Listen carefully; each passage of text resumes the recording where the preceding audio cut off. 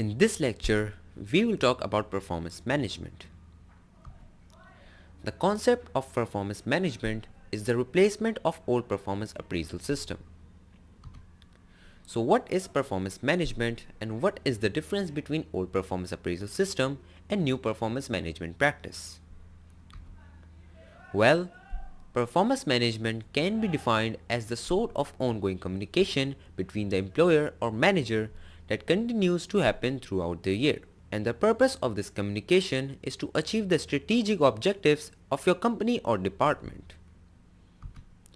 This communication includes periodic feedbacks from managers, clarification of mutual expectations, setting and redefining the objectives, identification of goals, reviewing the current results and anticipate future results.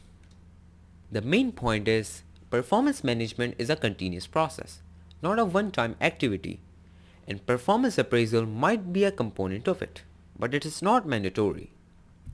The traditional performance appraisal system is failed because it's like building a tower and checking its structural performance at the end of construction. Now imagine if the tower fails the tests. Is it possible to destroy it and rebuild it? How much investment and time will be wasted? It could be better if tests were done on each step. Any wrong actions could be avoided. Same is the case with your employees. Performance management is about giving timely feedbacks, checking results, and set the objectives and expectations again on the basis of those results, so that managers can coach and mentor them in the right way. Performance management is a part of talent management. Talent management has a broader spectrum and performance management is considered as a component of it. Next, we are about to discuss the action plan to implement performance management system.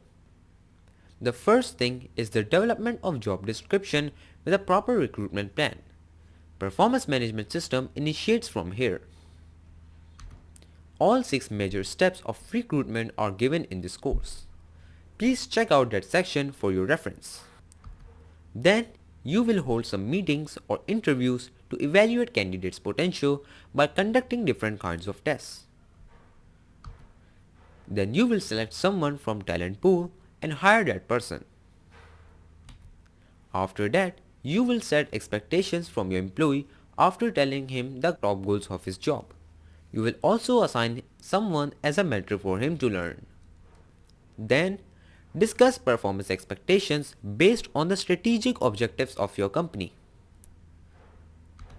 Monitor his or her performance and give him feedback at the end of each performance cycle. Based on career development plan, provide him career building opportunities and ongoing coaching with feedback. This is a working action plan for your performance management system.